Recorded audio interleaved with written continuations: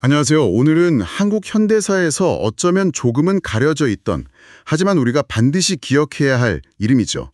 독도 요용 수비대에 대한 이야기를 좀 깊게 나눠볼까 합니다.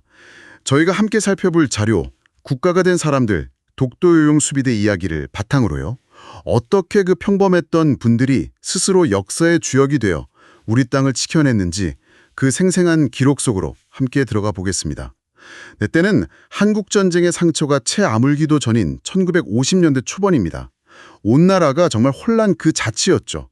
바로 이런 와중에 1951년에 샌프란시스코 강화조약이라는 게 맺어지는데 여기서부터 독도 문제가 좀 복잡해지기 시작합니다. 네, 맞습니다. 그 조약에서 독도가 어느 나라 땅인지 명확하게 딱 정해주지 않았어요. 일본이 바로 그 틈을 파고든 거죠. 독도에 와서 자기들 땅이라는 표지판 세우고 우리 어민들 쫓아내고 이런 일들이 벌어지기 시작한 겁니다. 국가가 사실상 손을 쓰기 어려웠던 그런 상황이었겠네요. 전쟁 직후니까. 그렇죠. 행정력이 미치기 힘들었죠. 바로 그때 나라가 못 지키면 우리가 지킨다.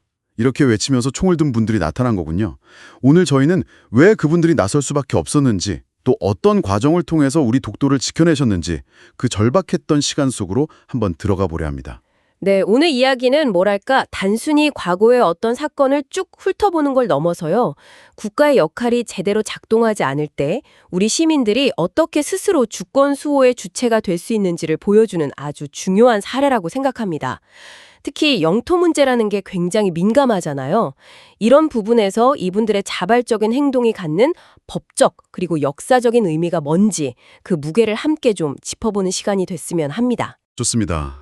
그럼 먼저 그분들이 왜 정말 목숨까지 걸고 총을 들어야만 했을까?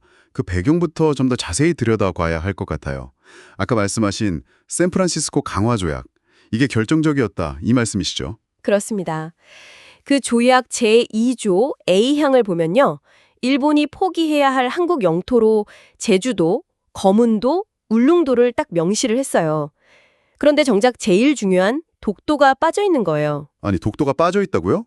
그게 어떻게 된 거죠? 원래는 우리 땅이라고 다 알고 있었는데. 더 기가 막힌 건요. 사실 초기 초안, 그러니까 1차부터 5차까지의 초안에는 독도가 분명히 한국 영토라고 포함이 돼 있었습니다. 네, 원래는 있었다고요. 그런데 최종안에서 빠졌다고요. 왜 그렇게 된 겁니까? 그게 바로 한국전쟁, 그리고 당시 냉전이라는 국제 정세 때문입니다. 전쟁이 터지니까 미국의 일본에 대한 정책 기조가 확 바뀌어요. 이전에는 약간 징벌적인 느낌이었다면 이제는 동아시아 방어의 중요한 파트너로 삼으려고 한 거죠. 일본을 끌어안으려고 한 거네요. 그렇죠. 그 과정에서 일본의 로비도 있었고 결국 미국이 그걸 받아들이면서 최종 조약문에서 독도 관련 내용이 삭제된 겁니다. 이걸 두고 뭐랄까 의도된 모호함, intentional ambiguity라고 부르기도 하는데요.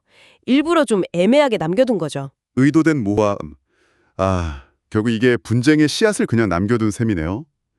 일본한테는 이게 빌미가 된 거고요. 정확합니다. 일본은 바로 조약이 안 써 있으니 일본 땅이다 이렇게 주장하기 시작했고요. 우리는 당연히 모든 섬을 다 적은 게 아니다. 그리고 이미 1946년에 연합국 최고사령부 각서 스케핀 677이라고 하죠.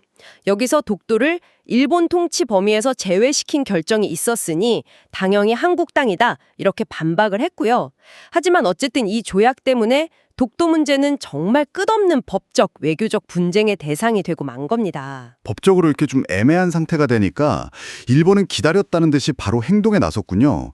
자료 보니까 1953년 딱 그 한 해에만 일본 순시선이나 관공선이 독도를 침범한 횟수가 20번이 넘었다고 하던데요. 정말 노골적이었네요. 네. 그중에서도 특히 1953년 6월 27일 사건은 좀 상징적이에요. 일본 해상보안청 순시선 오키하고 구주류라는 배가 독도에 와서 미혹다고 있던 우리 어민들을 막 신문하고 쫓아냈어요. 그리고는 동도 바위에다가 시마네현 오키군 고카촌 다케시마 이렇게 쓴 나무 말뚝을 박아버린 겁니다. 이건 명백한 도발이죠. 와, 자기들 땅이라고 말뚝을 박은 거네요. 근데 우리가 그걸 뽑으면 일본은 더 큰 걸로 다시 받고 그랬다는 거죠. 심지어 1953년 하반기 184일 중에 127일 동안이나 독도에 일본 표지가 있었다는 기록까지 있다니 이건 정말. 네. 맞아요. 그리고 더 심한 건 10월에는 우리 한국 산악회 회원들이 세운 독도라고 새겨진 표지석이 있었거든요. 이걸 부숴서 바다에 던져버리고 네 번째 일본 표지를 또 세웠다고 합니다. 아니 이건 거의 뭐 전쟁하자는 거 아닌가요? 우리 어민들은 조업도 못하고 계속 위협받고 그랬겠네요. 그렇죠.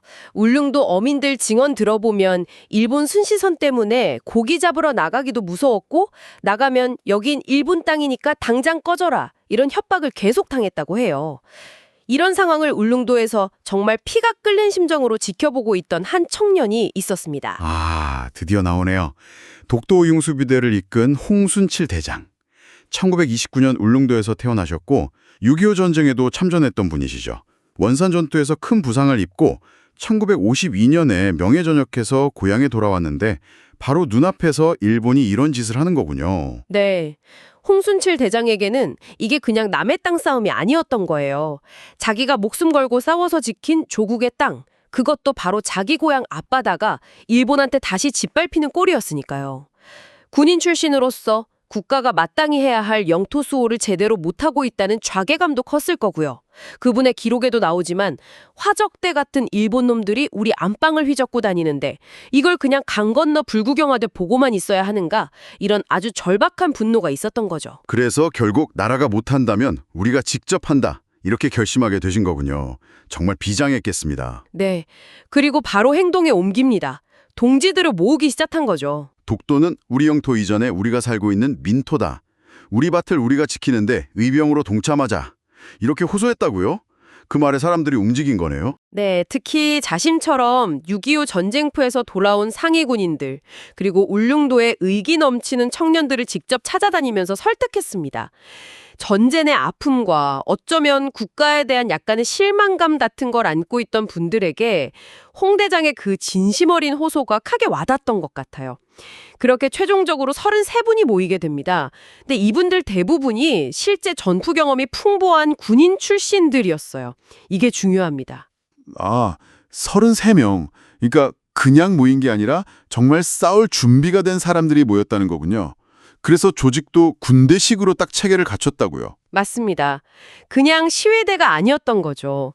홍순칠 대장을 대장으로 하고 황영문 부대장 밑에 실제 독도에 들어가서 싸울 제1전투대, 제2전투대, 각각 서기종 정원도 대장이 맡았고요. 그리고 울릉도 본부에는 후방 지원, 교육, 보급을 담당하는 부대까지 체계적으로 편성했습니다. 스스로를 의용수비대라고 이름 붙인 것 자체가 국가가 없는 상황에서 우리가 그 역할을 대신하겠다 이런 의지의 표현이었던 거죠. 일종의 준군사조직 성격을 띈 겁니다. 그런데 가장 현실적인 문제, 무기랑 자금은 대체 어떻게 마련했을까요? 정부 지원은 뭐 전혀 없었다고 하셨는데 홍순칠 대장 수기를 보면 본인 집이랑 재산까지 팔아서 부산 국제시장, 그때 양키시장에서 암거래로 M1 소총이니 경기관 총이니 수류탄 같은 걸 구했다고 나오는데요. 나중엔 박격포까지 확보했다고요. 네, 홍 대장의 숙이 이 땅이 네 땅인데에는 그렇게 기록이 되어 있습니다. 사재를 털어서 마련했다고요. 그런데 여기서 약간 흥미로운 지점이 있어요. 제1전투대장이었던 서기종 대원의 증언은 조금 다릅니다. 어떻게 다른가요? 서기종 대원은 홍 대장이 개인 재산을 팔아서 충당했다는 걸 좀 부인하면서요.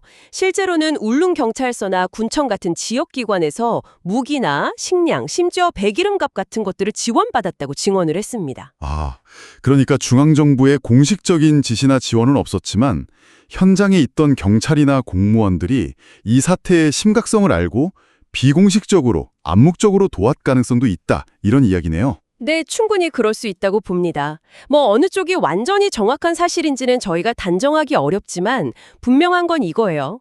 그들이 어떤 경로로든 확보한 무기는 당시 일본 해상보안청 순시선들이 가진 최신 무장에 비하면 정말 형편없었다는 거죠.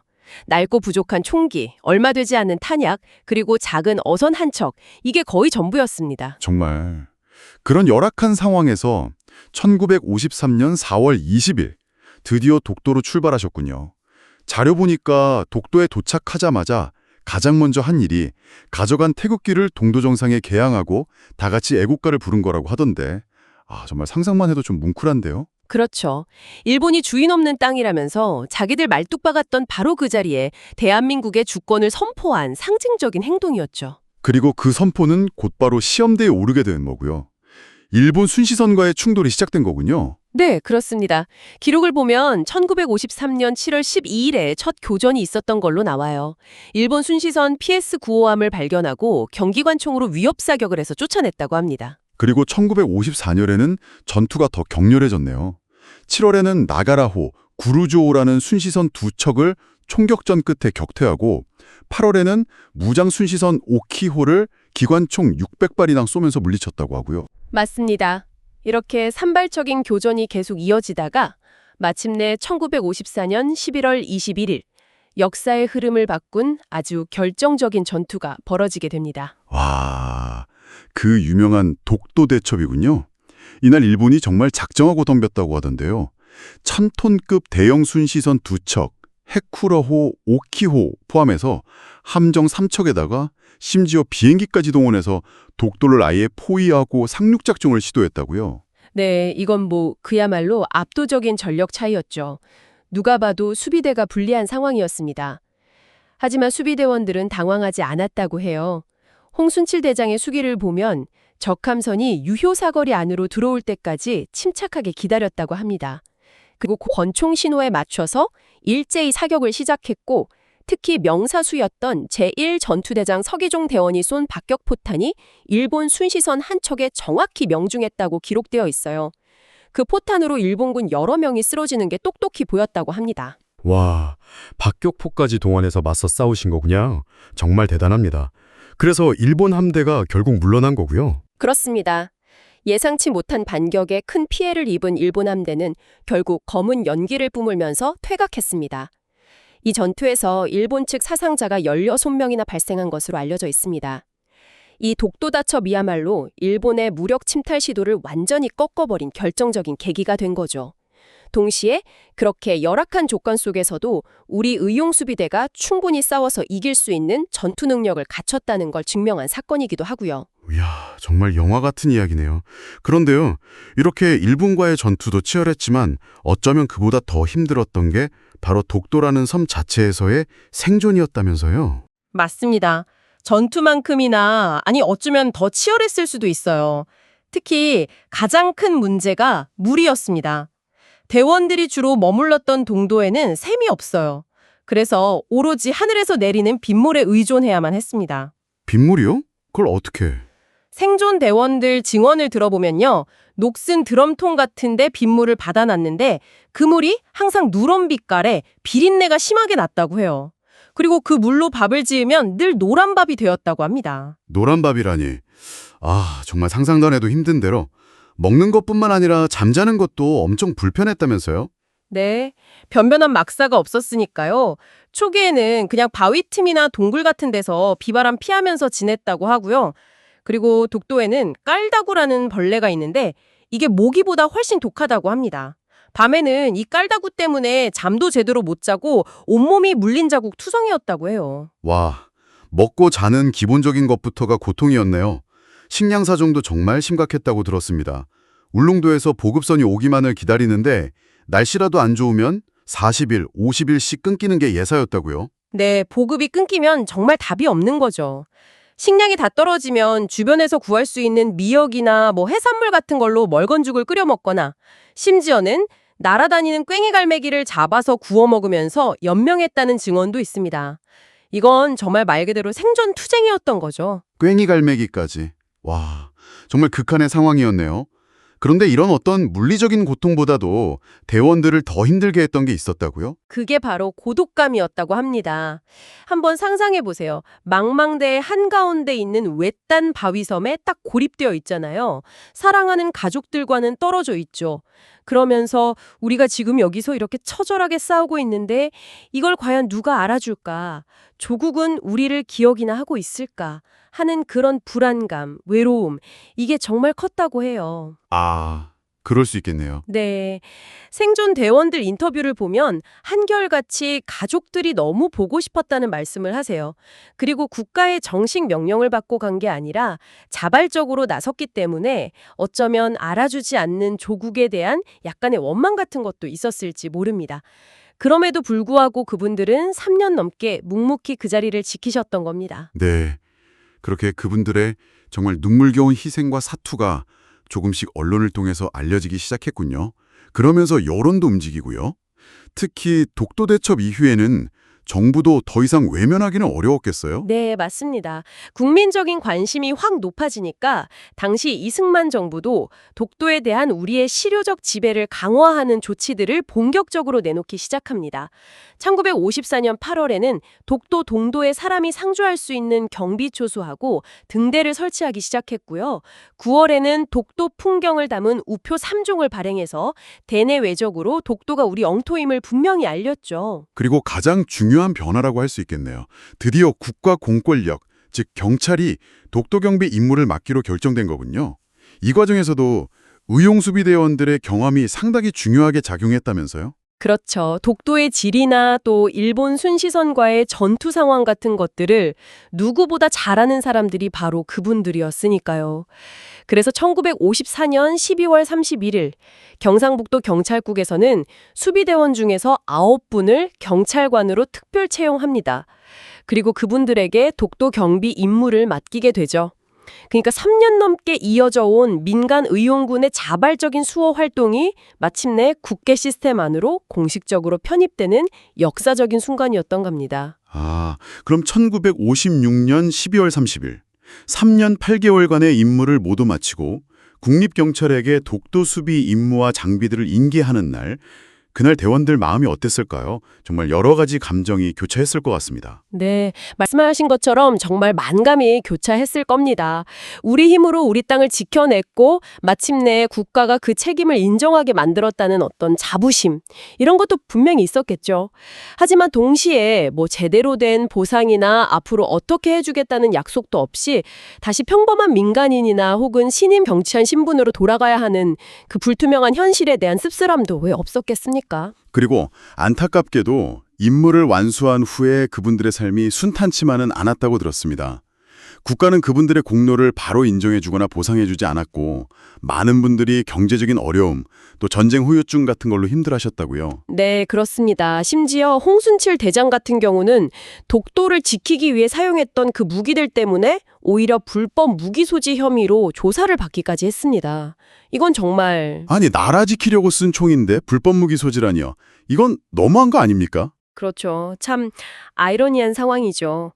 게다가 박정희 전두환 군사정권 시절에는 홍 대장의 활동이 오히려 한일 관계 개선에 걸림돌이 된다면서 탄압까지 받았다고 합니다. 1974년에는 중앙정보부에 끌려가서 고문을 당하고 다시는 독도에 대해 글을 쓰지 못하게 하겠다면서 오른손을 부러뜨렸다는 그런 끔찍한 증언도 있고요. 1980년대에는 북한 방송에서 홍 대장을 언급했다는 이유로 간첩 혐의로 또 고초를 겪기도 했고요. 와, 정말 국가를 위해서 모든 걸 바쳤는데 오히려 국가로부터 버림받고 의심받는 그런 상황이었네요. 너무 비극적입니다. 네. 그분들에 대한 공식적인 인정과 지원은 정말 너무나도 늦었습니다. 1966년하고 1996년에 훈장이 취소되기는 했지만 실질적인 지원과 예우의 법적 근거가 되는 독도 의용수비대 지원법이라는 게 만들어진 건 2005년에 이르러서였습니다. 2005년이요. 활동하신 지 거의 50년이 지나서네요. 네. 그때는 이미 많은 대원분들이 세상을 떠나셨거나 혹은 평생을 가난과 병마 그리고 잊혀졌다는 그런 상처 속에서 살아오신 후였죠. 아, 정말 너무 안타깝고 또 죄송한 마음이 듭니다. 하지만 그분들의 그 고귀한 희생이 결코 헛되지 않았다는 것을 우리가 꼭 기억해야 할 텐데요.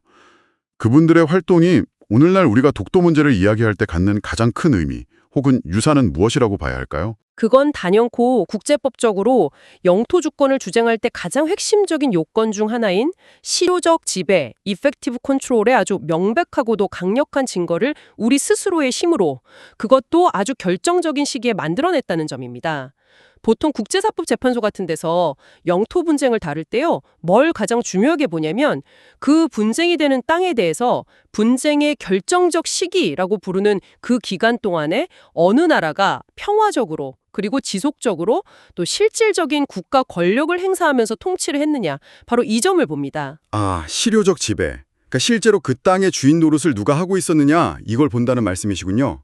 그리고 그 결정적 시기라는 게 바로 한국전쟁 직후 우리 정부의 행정력이 독도에 제대로 미치지 못했던 바로 그 1950년대 초반 상황이었다는 거고요. 정확합니다. 바로 그 결정적 시기에 만약에 우리가 아무런 대응도 하지 못했다면 일본은 틀림없이 자기들이 독도에 상륙하고 표지판 설치하고 순찰 활동한 기록들을 내세우면서 우리가 평화적이고 지속적으로 점유했다 이렇게 주장했을 겁니다. 그런데 독도의용수비대가 바로 그 시기에 국가를 대신해서 독도에 실제로 상주를 했죠. 그리고 거기에 시설물을 만들었죠. 심지어 무력으로 일본의 침입 시도를 격퇴하기까지 했습니다. 이것은 그냥 민간인이 거기 가서 살았던 차원을 넘어서는 거예요. 조직적인 방어 활동, 즉 국가 통치 기능의 일부를 대행한 것으로 충분히 해석될 수 있습니다. 아, 국가 기능을 대신 수행했다. 이렇게 볼 수 있군요. 네, 그리고 더 중요한 것은 그분들의 활동이 이후에 국립경찰의 공식적인 주둔 그리고 국가시설 설치로 단절없이 자연스럽게 이어졌다는 점입니다. 즉, 민단의 자발적인 주권 행사가 국가의 공식적인 통치로 그대로 계승되었다는 것을 보여주는 거죠. 그분들 한 분 한 분이 바로 우리 대한민국의 실효적 지배를 증명하는 살아있는 증거 그 자체인 셈입니다. 와, 만약 그때 그분들이 나서지 않았다면 정말 생각만 해도 좀 아찔합니다. 어쩌면 지금 우리가 알고 있는 독도의 상황과는 완전히 달랐을 수도 있겠군요. 일본이 아니 우리가 계속 평화롭게 관리하고 있던 무인도인데 왜 한국이 뒤늦게 나타나서 자기네 땅이라고 우기냐 이렇게 주장했을 가능성도 충분히 있고요. 충분히 그럴 수 있습니다. 그리고 우리가 읽는 것은 단순히 동해바다 위에 있는 작은 바위섬 2개만이 아니었을 겁니다. 아시다시피 독도는 일본 제국주의 침략의 첫 번째 희생양이 된 땅이잖아요. 그런 역사적 의미를 가진 땅을 또다시 빼앗긴다는 것은 우리 국가 주권의 불안정성을 상징하는 아주 치욕적인 사건이 되었을 테고요. 그뿐만 아니라 독도 주변 해역에 묻혀있는 막대한 해양자원, 또 군사적 전략적 요충지로서의 가치, 이런 것들도 모두 포기해야 했을지 모릅니다. 결국 그분들은 섬 2개를 지켜낸 것이 아니라 대한민국의 영토 주권 전체, 우리 국민의 자존심, 그리고 우리 미래의 국위까지도 함께 지켜낸 것이라고 봐야 할 겁니다. 그렇군요. 정말 그분들의 역할이 결정적이었네요. 그렇다면 오늘을 사는 우리는 그분들의 그 숭고한 정신을 어떻게 이어받고 또 계승해야 할까요? 그냥 독도는 우리 땅 이렇게 구호만 외치는 걸로는 좀 부족할 것 같은데요. 네, 맞습니다. 구호도 중요하지만 그 안에 담긴 진짜 의미를 생각해야죠. 핵심은 저는 행동하는 시민 정신에 있다고 봅니다. 우리 공동체가 어떤 위기에 처했을 때 누군가 하겠지? 라거나 정부가 알아서 하겠지? 라면서 방관하거나 외면하는 것이 아니라 정부가 못하면 내가 나서겠다는 그런 책임감과 용기, 이걸 보여주신 거잖아요. 네, 책임감과 용기. 네. 오늘날 우리가 마주하고 있는 여러 가지 다른 형태의 사회 문제들 앞에서도 마찬가지라고 생각해요.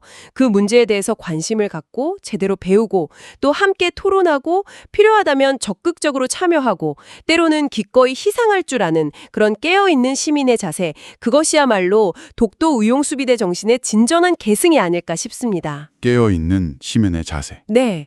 독도 문제 역시 마찬가지입니다. 그냥 감정적으로만 대응할 것이 아니라 역사적인 사실관계나 국제법적인 근거들을 우리가 더 정확하게 알고 이걸 바탕으로 국제사회에 차분하고 또 논리적으로 우리의 정당성을 꾸준히 알려나가는 노력이 필요합니다. 독도 의용수비대가 정말 열악한 환경 속에서도 지혜롭고 또 용감하게 싸워서 독도를 지켜냈듯이 우리도 냉철한 이성과 뜨거운 애국심을 가지고 함께 독도를 지켜나가야겠죠. 네, 결국 독도의용 수비대는 국가가 마땅히 했어야 할 그 역할을 평범했던 우리 국민들이 대신 해낸 참으로 위대하면서도 동시에 가슴 아픈 우리의 역사입니다. 그분들은 스스로 총을 들고 국가가 되어서 독도가 명백한 대한민국의 영토임을 온몸으로 피와 땀으로 증명해내셨습니다.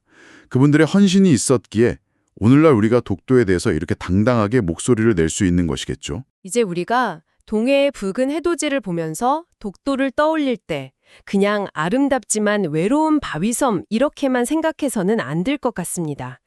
그 척박하게 그지없는 곳에서 굶주림과 싸우고 혹독한 추위와 싸우고 또 일본 순시선의 총탄과 싸우고 그리고 어쩌면 가장 무서웠을 그 지독한 외로움과 싸우면서 우리의 깃발을 지켜냈던 33분의 얼굴을 함께 떠올려야 합니다. 그리고 왜 우리의 태극기가 지금 저곳에 저렇게 당당하게 펄럭이고 있는지 그 이유를 다시 한번 가슴 깊이 새겨야 할 것입니다. 네. 오늘 저희 이야기가 끝나면 잠시 시간을 내셔서 여러분 스마트폰 지도 앱에서 독도를 한번 검색해 보시는 건 어떨까요? 그리고 동도와 서도 그 두 개의 작은 점을 보시면서 자신의 모든 것을 걸고 그곳을 지켰지만 이제는 그 이름조차 우리에게 희미해져가는 분들, 홍순칠, 서기종, 황영문, 정원도, 그 33분의 독도 의용수비대원대를 마음속으로 한번 되뇌어 봐 주십시오. 그분들의 이름을 잊지 않고 기억하는 것, 그것이야말로 우리가 할 수 있는 가장 작지만 어쩌면 가장 중요한 시작이 될 것입니다. 오늘 저희가 나눈 이 이야기를 출발점으로 삼아서 여러분께서 이분들의 삶과 역사에 대해 더 깊이 탐구해 보시는 계기가 되기를 바랍니다.